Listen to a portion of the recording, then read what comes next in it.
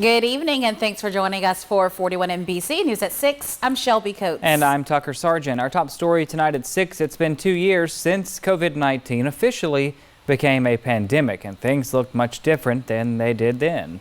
Today, leaders at Atrium-Health-Navicent spoke about the aspects of dealing with the pandemic. 41 NBC's Ariel Schiller has more from their panel discussion.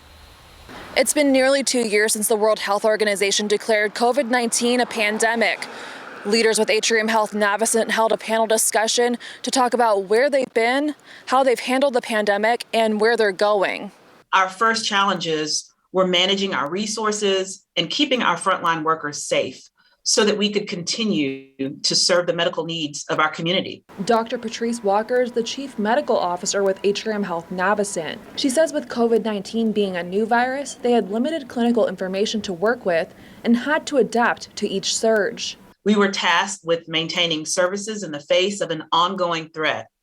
In response, we limited and expanded our visitation policy as local case counts rose and fell. Atrium-Health-Navicent's Chief Clinical Officer, Dr. Sandy Duke, says they had to learn a lot about the virus in order to keep patients and staff members safe. Then, as vaccines became available, they realized the need to make them more available to the community. As vaccine became more available, we began to have mass vaccine events here around the community. So that began at the Wellness Center and then opened up a drive-through location at Primary Care West. Dr. Edward Clark, Medical Director for Beverly Knight Olson Children's Hospital, spoke about what challenges they dealt with in pediatric medicine. He says vaccination is the #1 way of preventing disease. We don't know what's down the pipeline, what's going to come up next, but your best defense, even if you have had COVID, is to be fully vaccinated and fully boosted. Dr. Walker says they're in a good place right now, but remain ready if another surge happens.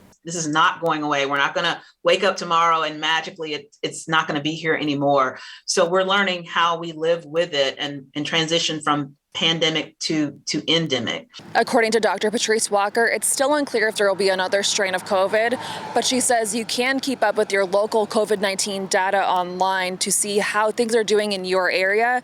Also, she recommends following pandemic safety protocols like hand washing and wearing a mask when you're in crowded places. Reporting in Macon, Ariel Schiller, 41 NBC News.